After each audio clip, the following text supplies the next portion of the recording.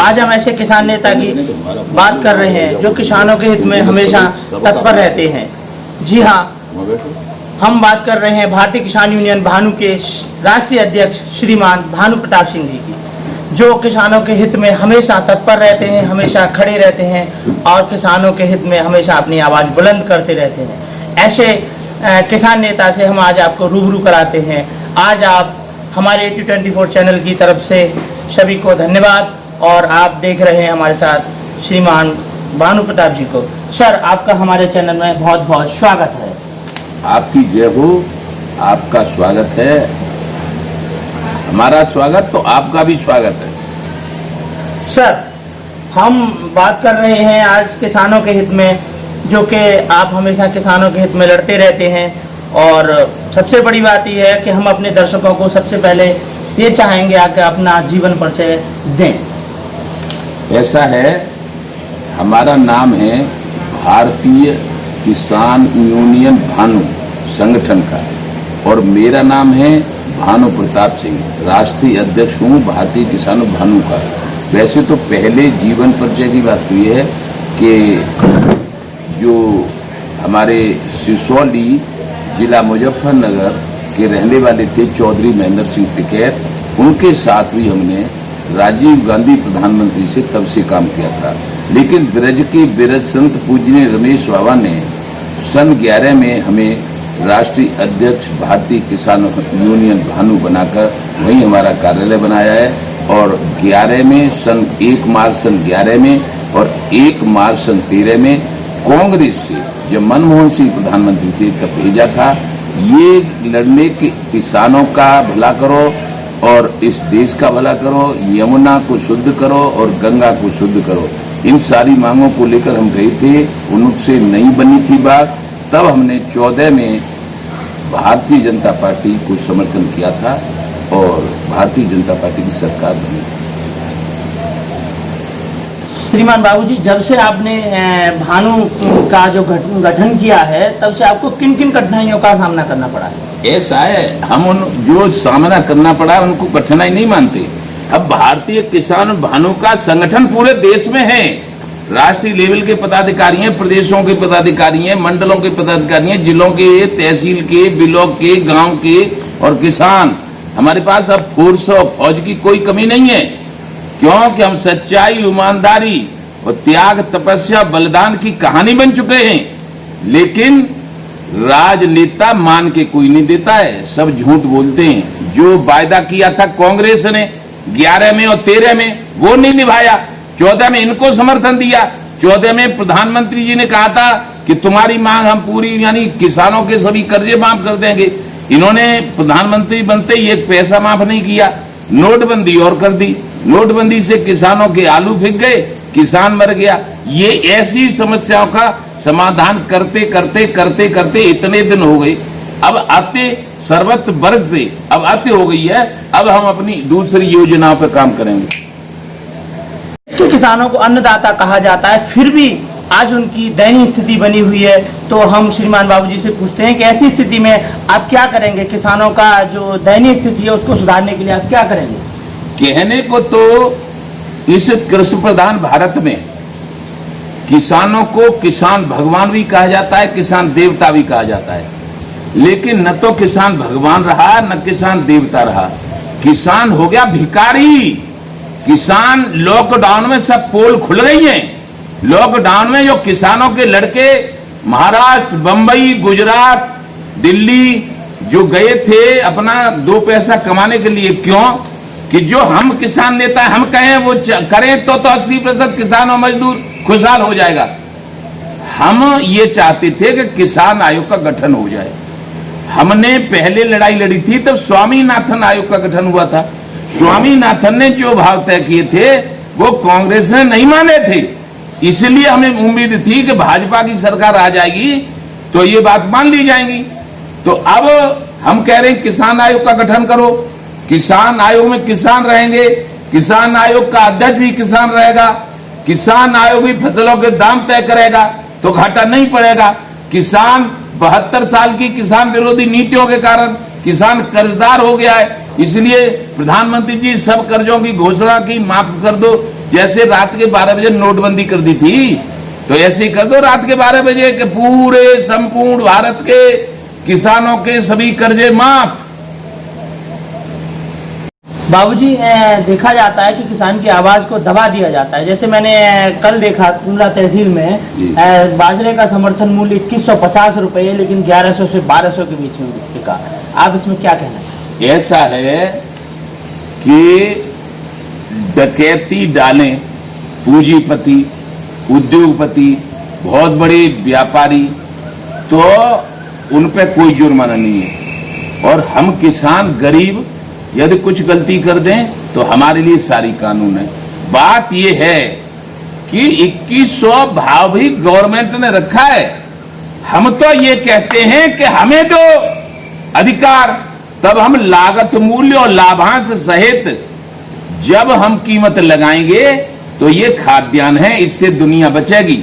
Motorcycle न हो तो आदमी मरेगा नहीं, कार न हो तो आदमी मरेगा नहीं। यदि खाद्यान्न होगा, रोटी नहीं होगी तो आदमी मर जाएगा।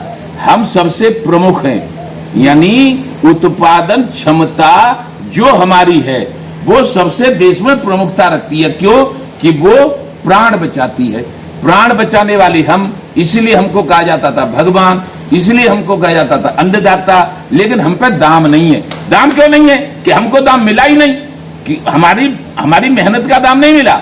अब अनिल अंबानी, मुकेश अंबानी, अडानी, इनको थोड़ी सी मेहनत में अरबपति बना दिया जाता है। अच्छा, तो बाबूजी जैसे किसानों का उचित मूल्य नहीं मिल रहा है, इसके लिए अब क्या करना होगा? आप क्या करेंगे? इसलिए ये करना होगा कि जब देखिए और से इतिहास गवाए, जो हमारे राजनेता पिछले इतिहास नहीं पढ़ते वो फेल हो जाते हैं। जैसे कि त्रेता युग की बात है, रावण ने अन्याय किया, सीता जी को चुरा ले गया, उसके पास खबर भेजी सीता जी को दे दो अपना राज्य चलाओ, नहीं दी तो उसको मरना पड़ा।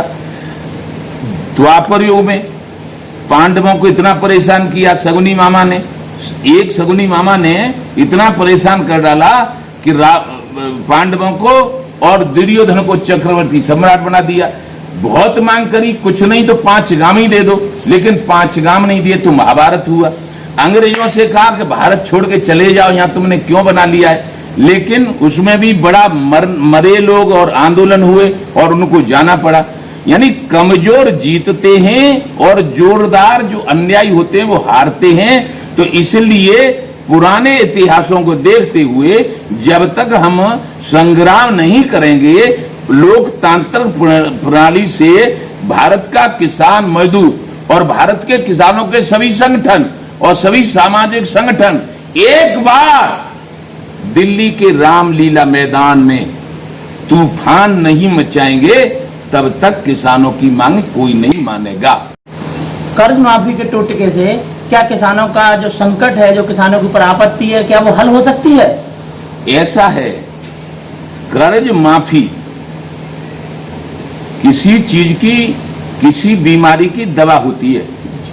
अब किसान और मजदूर की 2 दवाएं, एक तो जो कर्ज से घिरा पड़ा है, कर्ज से घिरा पड़ा है हमारी कमी से नहीं, सरकार, केंद्र सरकार की किसान विरोधी नीतियों के कारण, केंद्र सरकार की किसान विरोधी नीतियों के कारण किसान कर्जदार है। तो कर्ज तो माफ कर दो और किसान आयोग का गठन कर दो और किसानों को अपनी फसल के दाम तय करने का अधिकार दे दो, फिर कोई किसान गरीब नहीं होगा। उसके बाद न कोई किसान कर्ज माफी की बात करेगा। फिर तुम यदि हम कह रहे हैं, यदि एमएलए एमपीओ को मालूम पड़ता है तुम्हें कि तनख्वाह कम है तो और बढ़ा दो, 1 लाख 2 लाख। और हमारी फसल, सब्जी हो, चाहे हमारी गेहूं हो, चाहे सरसों हो, चाहे प्याज हो, चाहे लहसुन हो, चाहे गन्ना हो, हमारा जो कुछ तेज होता है तब तो महंगाई है, और इनका महंगा होता है तब कोई महंगाई नहीं है। इसलिए हम तो ये कह रहे हैं मजदूरों की तनख्वाह बढ़ा दो और तनख्वाह बढ़ा दो, एमएलए की तनख्वाह बढ़ा दो, एमपी की तनख्वाह बढ़ा दो, मिनिस्टर की तनख्वाह बढ़ा दो, मुख्यमंत्री की तनख्वाह बढ़ा दो, प्रधानमंत्री की तनख्वाह बढ़ा दो, राष्ट्रपति की, लेकिन हमको अधिकार दे दो अपनी कीमत तय करने का, लागत मूल्य। हम नहीं कहेंगे डीजल मत करो, हम नहीं कहेंगे कि डीएपी मत दी करो, हम नहीं कहेंगे ट्रैक्टर सस्ता करो, लेकिन जिस हिसाब से लागत हमारी लगेगी, जिस तेजी की हिसाब से लागत तय करेगी, हम किसान आयोग में बैठकर उसी हिसाब से कीमत तय करके गेहूं देंगे, उसी के हिसाब से गन्ना देंगे, उसी हिसाब से फल देंगे, उसी हिसाब से सब्जी देंगे। तो न हमें तोड़ा न उन्हें तोड़ा।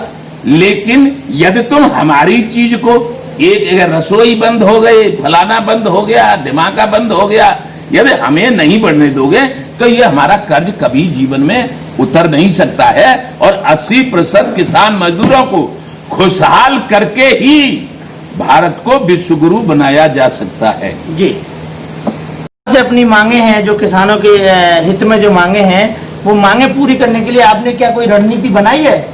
ऐसा है, मीटिंगें कर करके, सम्मेलन कर करके हरिद्वार में, इलाहाबाद में और दिल्ली में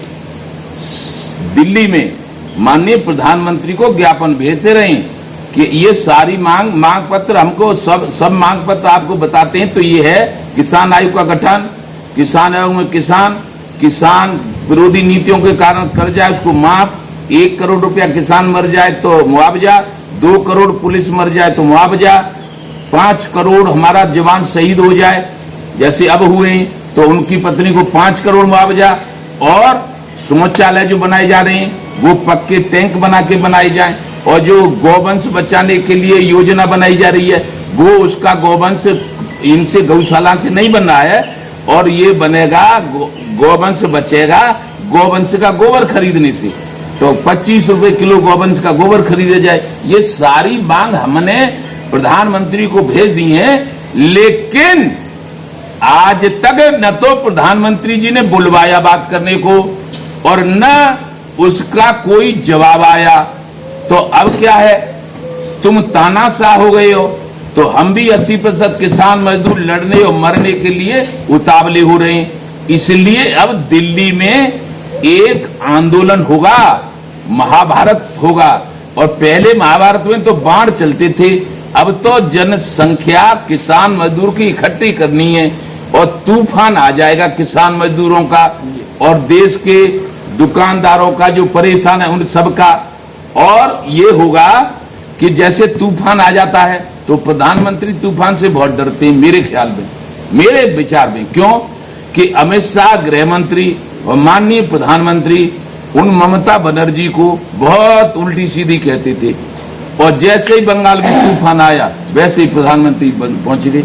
तो तूफान आया तभी तो पहुंचे। और हम कहते थे कि जब तक दुखी किसान रहेगा धरती पर तूफान रहेगा, लेकिन हम राजीबाजी से करते रहे, तूफान नहीं लाए की बात। तो एक बार तूफान आ जाएगा, प्रधानमंत्री आ जाएंगे, मांग पूरी हो जाएगी। आप हमारे चैनल के माध्यम से किसान भाइयों को और दर्शकों को क्या संदेश देना चाहते हैं? देखिए, हम ये कहना चाहते हैं पूरे देश के राजनेताओं से, पहली बात क्योंकि हम कृषि प्रधान,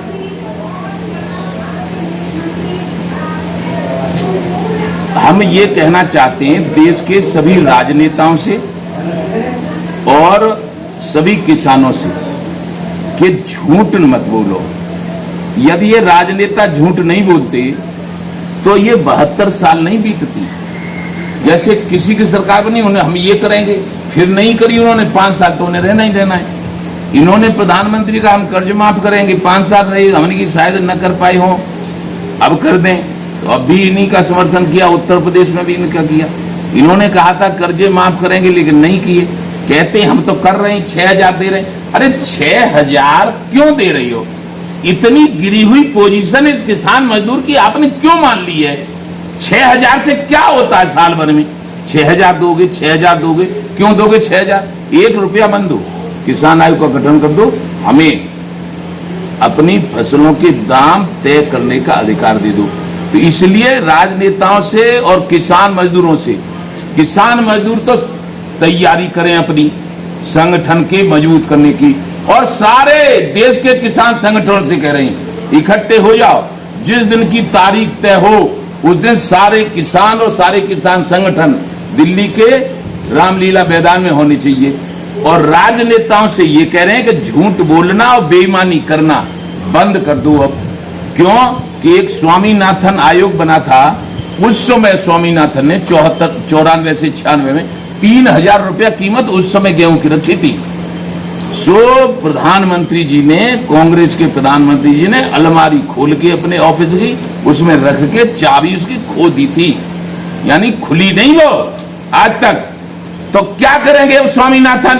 तो इसलिए हम कह रहे हैं स्वामीनाथन को छोड़ो, अब किसान आयोग का गठन करो। तो किसान आयोग का गठन होगा तो आजीवन चलता रहेगा और आजीवन किसान खुशहाल बना रहेगा। कर्ज माफ की ये कह रहे हैं कि एक बार तो कर्ज माफ करना पड़ेगा, क्यों किसान विरोधी नीतियों के कारण हुआ है। तो अब उसको नहीं करोगे तो फिर क्या करेंगे हम? 8024 चैनल की तरफ से हमारे सभी दर्शकों को धन्यवाद। AG24 News